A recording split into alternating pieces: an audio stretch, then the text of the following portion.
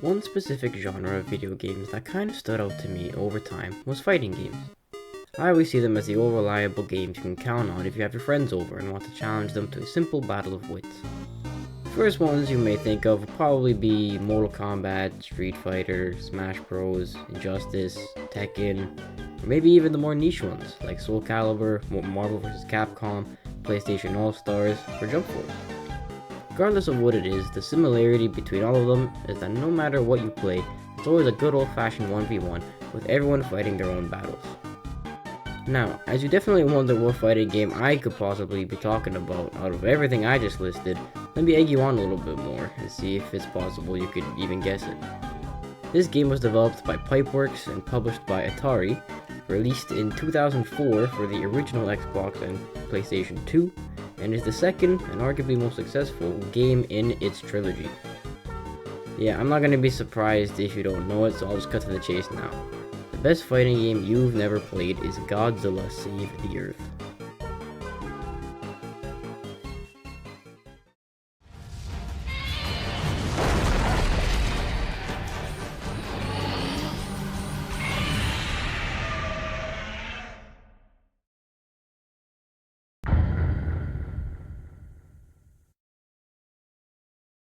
Godzilla Save the Earth is a 3D fighting game that was simply way ahead of its time.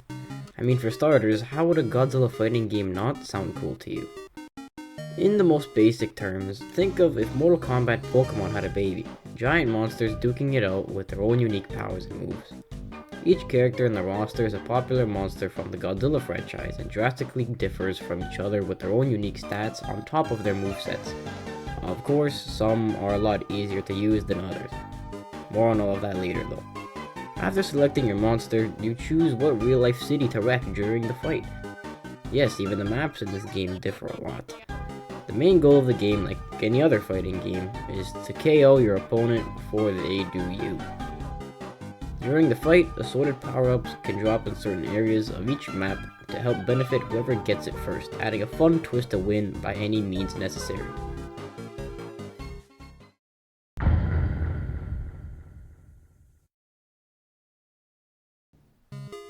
Speaking from experience, I feel like one of the main things that can drive people away from some fighting games are finicky controller inputs to use moves. Now, in hindsight, I know every game requires practice to get good at, but what Godzilla Save the Earth has is a more simple and even beginner-friendly list of controls, a bit easier to remember.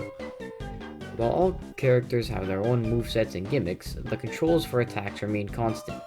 Move LS or L3 in any direction, being up, down, left, or right, and press a button at the same time, with the exception of Y or triangle. If you get knocked to the ground, you can still roll in direction and press X square for a quick counterattack as you get back up. These small counterattacks are unblockable, so it's sure to give you some space when you get back up. As briefly mentioned before, holding Y or triangle is your block button, allowing you to negate the majority of the damage from an incoming attack. While blocking, you can only move your character backwards to safely create some distance if you really have to. Holding LT or L2 while blocking allows you to crouch block, ideal for sustaining range damage, more on that later. Unlike blocking regularly, movement is restricted altogether while crouch blocking. Because this game is 3D, each player is automatically locked onto each other when they're close enough to not worry about having to aim your attacks. Holding LT or L2 while moving unlocks your character, allowing you to run if you really have to. LB or L1 is your grab button, allowing you to pick up buildings or your opponent and throw them with any attack button. RT R2 is your jump button, allowing quick movements for dodging or mid-air attacks, allowing you to leap in the direction you move or jump straight in the air to attack. Holding RB or R1 allows you to charge your beam. It can be let go at any time, but strength varies on your time held. Tapping RB or R1 fires an alternate attack depending on your character. Tapping LT or L2 and RT or R2 at the same time uses your special move or ability. Pressing A and B or X and circle at the same time makes your character roar for dramatic effect. However, if you got a rage power up, it unleashes your rage ability. More on this later as well. And of course for fun, pressing X and B or square and circle at the same time is your taunt action.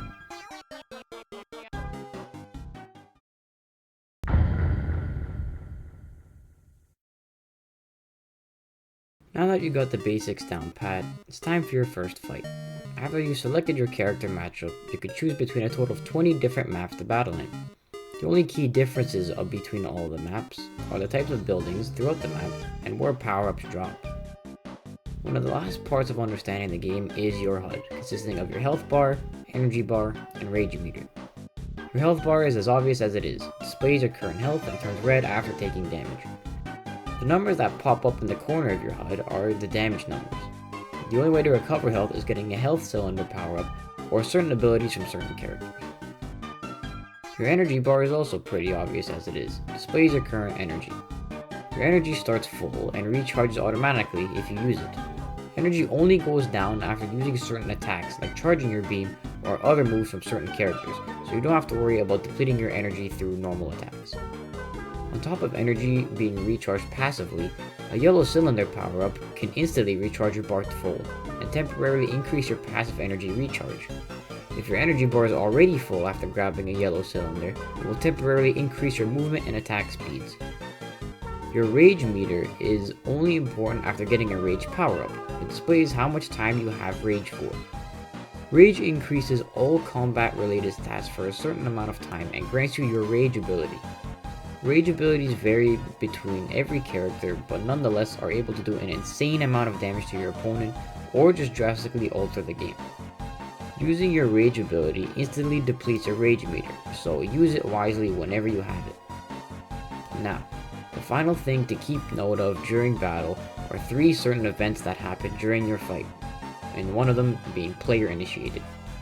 The first passive in-game event is the army, constantly trying to chip away at your health on top of your opponent.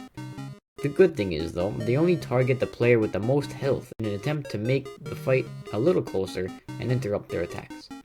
Despite their efforts, they can easily be destroyed and taken care of just by stepping on them. The second passive in-game event is getting an airstrike power-up. This power-up has 2 functions decided at random every time a player gets it. Summoning Batra to passively deal damage to your opponent, or summoning the Super X3 to occasionally freeze your opponent. A quick side note is that the bolt of ice it shoots homes in on your opponent, but could be intercepted by map terrain or even yourself.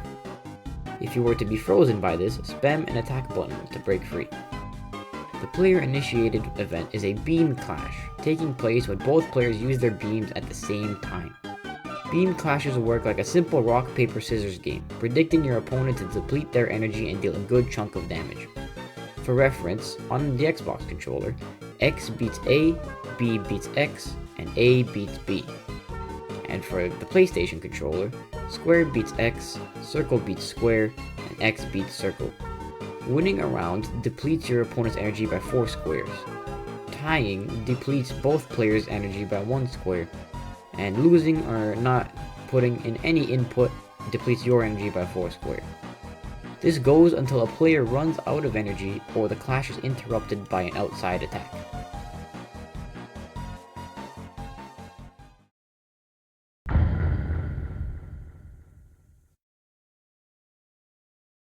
As someone who's experienced enough in this game to the point they beat every character on the hardest difficulty with every character, it's safe to say that I conjured up some universal strategies or points of interest to keep in the back of your head during each fight. I'm not going to go through each individual character in this video because it would be at least an hour straight of me yapping my ass off about each character and their strengths, weaknesses, etc. So instead, I'll probably make another video about all of that. We'll see. Anyways, here's some key points of interest for every fight you're in. The first one is entire mechanic of grabbing. Some characters can pick up bigger buildings than others, indicated by the building flashing pink when you get close enough. You're able to catch the buildings your opponent throws at you in midair if you time it correctly, and your character is strong enough to grab the building. Grabbing your opponent is unblockable, but not undodgeable, so if you end up in close quarters with your opponent, one of the safer options is to jump and attack mid-air to get some distance between you. After grabbing your opponent, you cannot hold them for long at all, so throw them as fast as you can. If your opponent grabs you, you can struggle by spamming attack buttons to lessen your opponent's time even more. The second key point is finding the window of opportunity to land a hit. Some attacks are slower than others, leaving your opponent open and unable to block. It's also possible for some attacks to stun your opponent for a few seconds, giving you a golden chance to dish out a heavy hit. Another side note is that spamming attack buttons also helps recover from stuns faster. Any openings on your opponent are what can really give you the edge in each fight, especially when some attacks can be more devastating than others. Finally, the third key point of interest is exploiting your opponent's weaknesses. Every character has a stat card displaying their stats, including what type of attacks they use, the attacks they resist, and attacks they're weak to. Just like Pokemon, type matchups could be a deciding factor for your battles. Being weak to an attack means more damage taken and being knocked back farther than normal, and of course vice versa for when you resist an attack.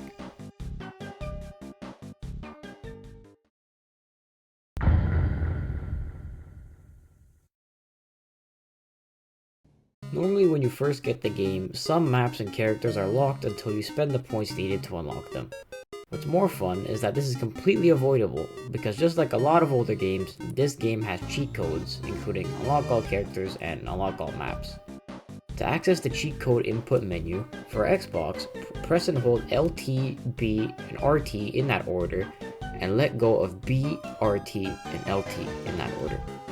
And for the PlayStation controller, it's L2 circle R2, then circle R2 L2.